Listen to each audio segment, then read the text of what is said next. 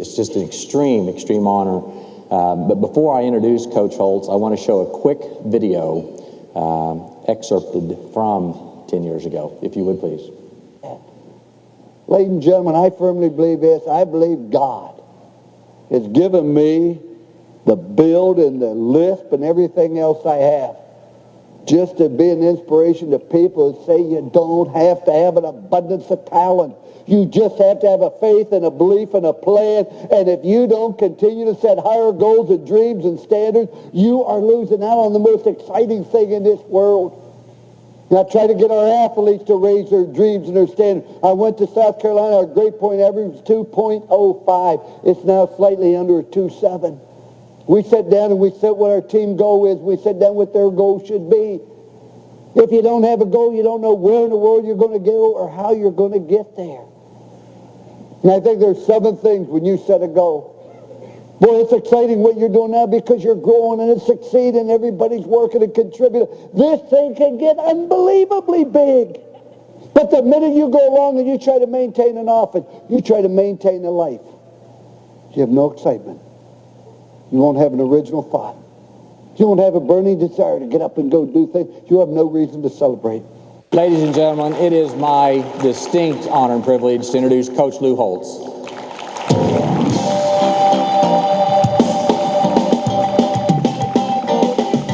Congratulations to you young men and women on the tremendous success. I never thought my speech would have that positive an impact on this company. You've doubled in size. You have 370 practices, 19 different states. It's really tremendous. And I really enjoyed myself 11 years ago when I was here. And talking to Rick, I said, tell me about the group. I know I'm talking to a very successful group of people. I understand that. And I also want you to understand that 10% of you won't remember 10% of what is said 10 minutes after it's said it. But let me share some thoughts and ideas. The things I'm going to talk to you about are things I believe. The stories I share with you are things that actually happen. I'm not going to talk about something I read about or heard about. This is what I believe. And don't expect it to be very complicated because, it doesn't have to be. Consider this. There are 5 major killers. That's all 5. Think what Michelangelo did with those 5 killers. There's only 7 musical notes. But think what Beethoven did with those 7 notes. The point I make is life doesn't have to be very complicated. And I think it's important for you to understand who Lou Holtz is not. I'm not a singer, I'm not a dancer, I'm not an entertainer, I'm not an intellect. Hate to tell you this, but when I graduated from high school, I was in the lower third of my high school class. If it was not for people like me, there could have been no upper half of the class. So I am proud I was in the upper half of the lower third, if that makes a difference. Then somebody said, well, you've written 3 New York Times best-selling books. That is true. You look at it, the only person in the world that's written more books than he has read. So I bring this up to you, not to demean myself, but for you to understand there's nothing complicated about me. People say, well, you must be a good athlete. I'm not. I love golf. I live here in Orlando. Used to live at Bay Hill, and I went over one day and played the men's group. I played with Arnold Palmer. I was paired with him, and I played terrible. I was so nervous, and I played badly. We lost money. I walked in the locker room after I felt so bad. I said, gee, Arnie, sorry, I never played that bad before. He said, oh, you played before, have you? So I bring this up because they're just a simple person and a lot of different things. And a lot of things in this world I don't understand. I don't understand how a black cow eats green grass and produces white milk and yellow cheese. I don't understand why they sell hot dogs in packages of 8 and hot dog buns in packages of 6. I don't understand why all bachelors are not wealthy, and it figures not to be. But I really don't understand why people tell other people about their problems.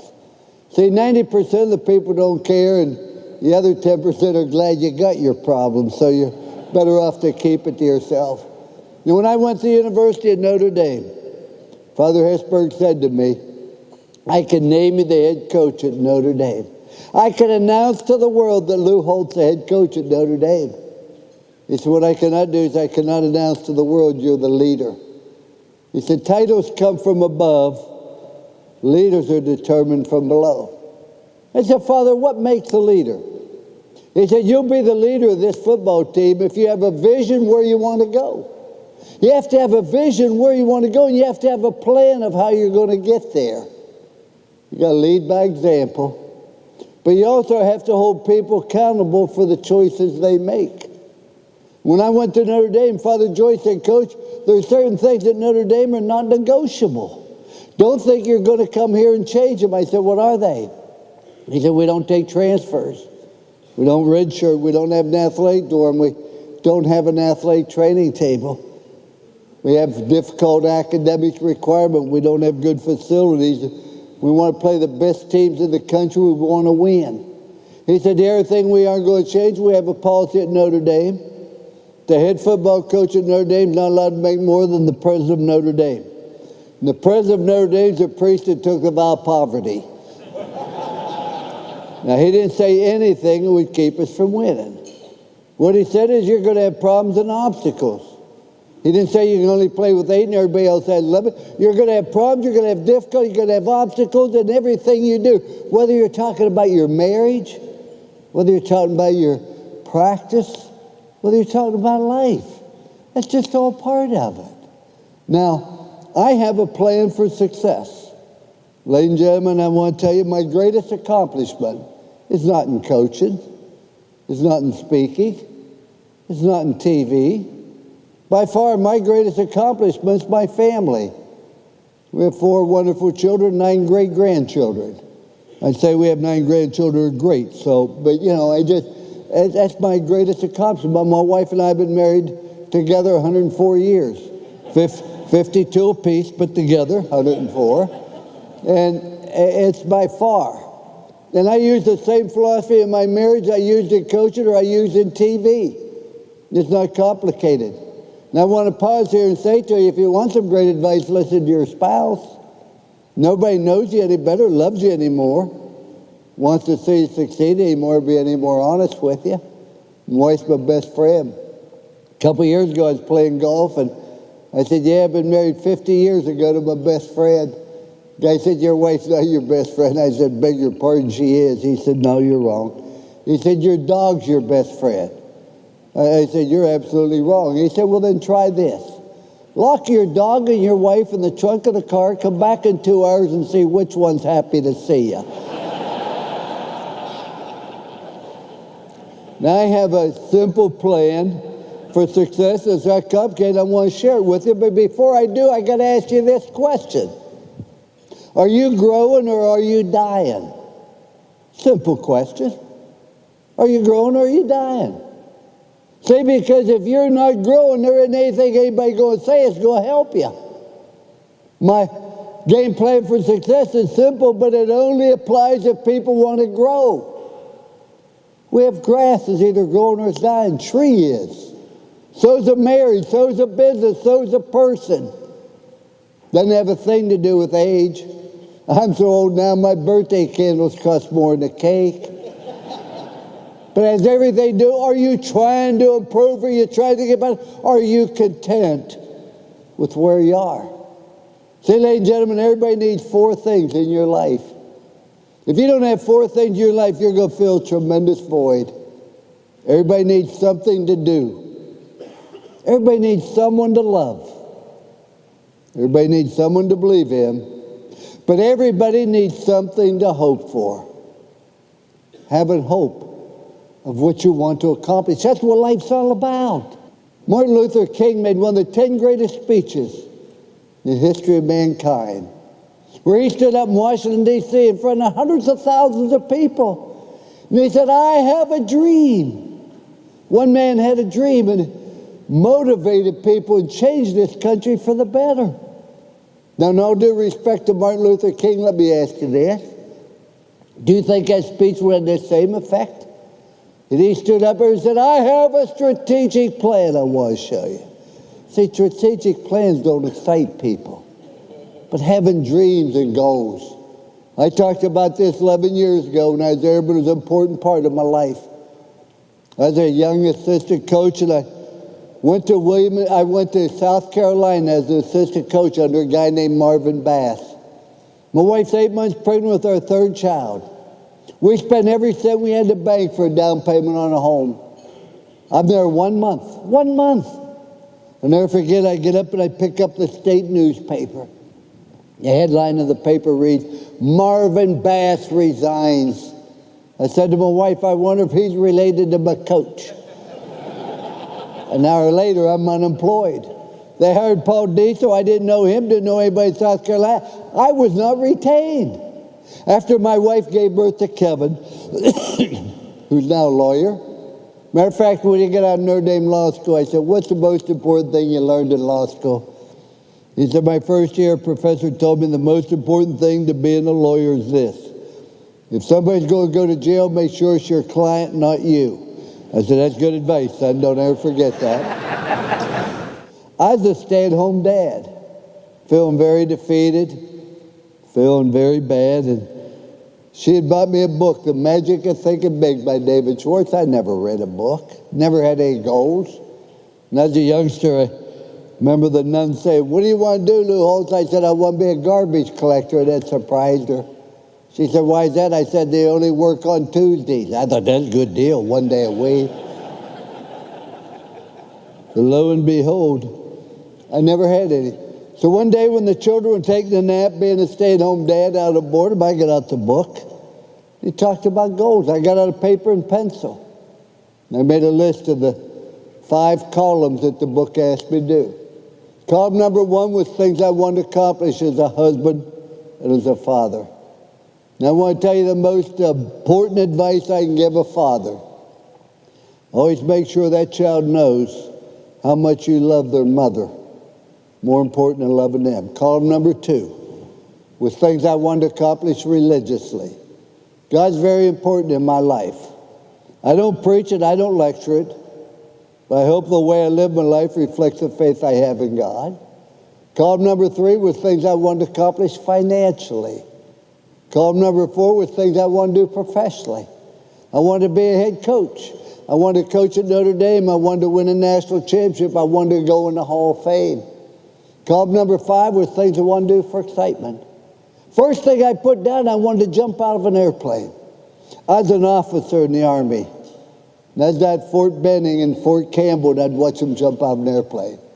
I want to pause to you and tell you this past summer, I spent 8 days in Afghan-Pakistan border visiting with the troops. And this country would be a lot better if everybody spent a year in the military. I had a football player say to me one time, I'm tired of everybody telling me what to do. I'm going to join the Marines. Oh, yeah, how'd that work out for you? Then I wanted to land on an aircraft carrier. Wanted to go on a submarine. Wanted to be on the Tonight Show, Johnny Carson. I wanted to go whitewater rafting on the Snake River. Wanted to make a hole in one. I wanted to learn how to do magic. I wanted to go to the White House for dinner. I wanted to visit with the Pope. I wanted to go to Pamplona and run with the bulls with a slower person. I had 107 of them. Never forget, my wife come home. I said, honey, here's 107. We're going to do them all. She looked at it and said, that's great. She said, why don't we get a job? So we made it 108. And now those 108, we have done 102. I've done everything I mentioned, except run with the bulls, and my youngest son has done that. See, ladies and gentlemen, don't go through life and be a spectator. Be a participant. And remember the word win. Win stands for what's important now. Whatever you want to do, what's important now? Ask yourself 25 times a day. You want to win a championship? You wake up in the morning. What's important now? Get out of bed. What's important now? Eat breakfast. Need your strength. What's important now? Go to class. Sit in the front row. When you're in the weight room, what's important now? You got to lift weights, get stronger. Not because somebody's looking. Not because somebody's going to applaud. That's what you have to do. And you're out Saturday night and there's booze and drugs and sex and heroin. You want to win a championship? What's important now? You better avoid that situation. See, ladies and gentlemen, I've done a lot of things in my life which are stupid. I don't regret because I learned from it. Let me tell you the one thing I did I truly regret. I went to the University of Notre Dame. We took a program on the bottom. Miami had beaten them 58-6 in the last game before I got there. We took that program on the bottom, we took it to the very top. And for 10 straight years, we went into November with a chance to win the national championship. For 9 straight years, we went to a January 1 bowl, the sugar, the cotton, the orange, or the fiesta. Nobody's done it before, nobody's done it since. We took that program to the very top and we maintained it. And it's the dumbest thing I've ever done. It's rural life, you're either growing or you're dying. And what we did, you get on top. You say, you know, that's pretty good. Let's not risk where we are. We got a good life. Let's just maintain. Anytime you maintain, you never have a new idea. No reason to get excited.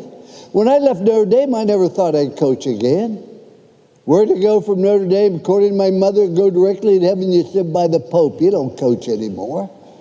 Then I went to live in a town where the average age was deceased. And what I found out, I wasn't tired of coaching. I was tired of maintaining. See, ladies and gentlemen, that's why it's so important. When I said to you, the first question you have to ask yourself, am I growing or am I dying? We're at Notre Dame and we finished second in the country. Everybody called me an idiot. That idiot finished second in the country. Guy finishes last in medical school, they call him doctor. Doesn't seem fair, but that's life. And so what I say to you, everything is critical upon where you're trying to get.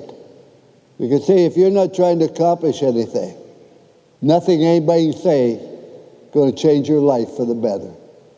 Now, with that being said, I want to give you a game plan that will enable you to reach your objectives. Now, I want you to understand this. I know you're very successful. I understand that. And I understand the medical schools you've gone to and the sacrifice you paid. I respect that. And I'm not coming here like, hey, I'm a know-it-all. But what I want to do is share my plan with you because it's really simple. See, life is all about making good choices. Wherever you are, good or bad, because of choices you make. You've had tremendous success because you chose to join Heartland. You choose to do drugs, drop out of school, join a gang, have 5 children out of wedlock, get tattoos from head to shoulder. You're probably choosing to have difficulty in your life. Let's make good choices. Ladies and gentlemen, I'm going to give you 3 rules. If you follow these 3 rules, you always make good choices. We have federal laws, county laws, state laws, corporate laws, bylaws, in-laws, and outlaws. We only need 3 laws. Law number 1, do right. Just do what's right. Do what's right and avoid what's wrong. I think it's right to be honest. I think it's right to be loyal. I think it's wrong to practice sexism, racism, spousal abuse. I think it's wrong to find a teammate's wallet before he lost it. It's called stealing. Just do the right thing. I think it's right to have a positive attitude towards people in life. I think the attitude we have is critical. And you cannot make good choices if you have a negative attitude. When I went to the University of South Carolina my first year, following things happened my very first year. And I don't exaggerate any of this. My wife had her second major cancer surgery. They gave her 10% chance to live. My wife had stage 4 cancer, squamous cell carcinoma. And I'm happy to report my wife's doing well now. I don't even pray for her anymore. I pray to her. I mean, she's a saint. My son Skip went into a coma the week we played Georgia. My mother died the Friday before we played Florida. I'm on a school airplane for 3 days recruiting. I'm going to be on it 2 more days. We're land at Lady Island Airport, a little airport over by Hilton Head. The pilot said, Coach, will you visit Darnell, Washington? We're going to fly 11 miles to Hilton Head to get gas. We'll come back and get you, and we'll go to New Jersey. It was a Sunday night. During that 11-mile flight, the school plane crashed. One pilot was killed instantly, the other seriously injured, later died. We lost every football game we played that year. We went 0-11. And I had a kicker that said, I can't kick when you're watching. You know, you explain to him you are going to be at the game. That's part of the contract. Now, we were 0-11 that year, but records could be deceiving. We really weren't as good as our record would lead you to believe. And you talk about everybody bitching and moaning, complaining. He too old, the game passed him by. All the negative things. I'm in an airport after that first year, the guy come up and said, anybody tell you look like Lou Holtz? I said, it happens all the time. He said, really makes you mad, doesn't it? You're on the bottom, you got two choices. You stay down or you pick yourself up. What I learned is you can succeed when no one believes in you. You have no chance to succeed if you do not believe in yourself. I can't begin to tell you how many times I got down on my knees and prayed. Before I went into a team meeting, before I went into a staff meeting, that I'd be able to project the image of the vision where we wanted to go and the plan of how we're going to get there. Yet 12 months later, South Carolina had the second greatest turnaround in the history of NCAA football. We went from the longest losing streak in the country to finishing 17th in the country. We beat Ohio State on January 1.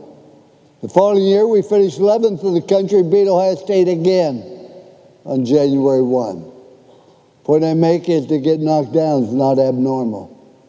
But what's our attitude towards adversity, towards difficulty?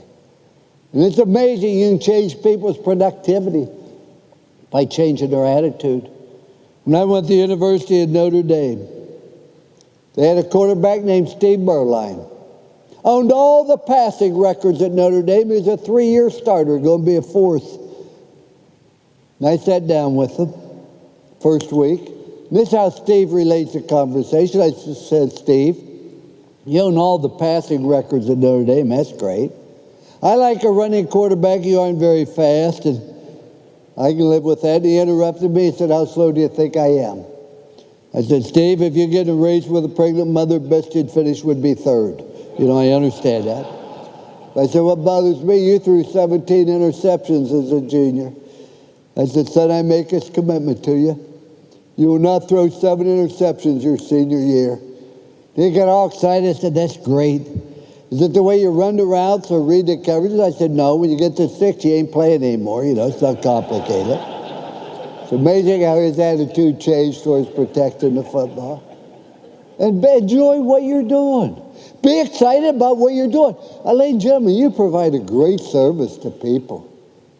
What a great feeling it must be to understand the important role you play in people's lives. Because without a doubt, your smile, your teeth, and your expression is critical.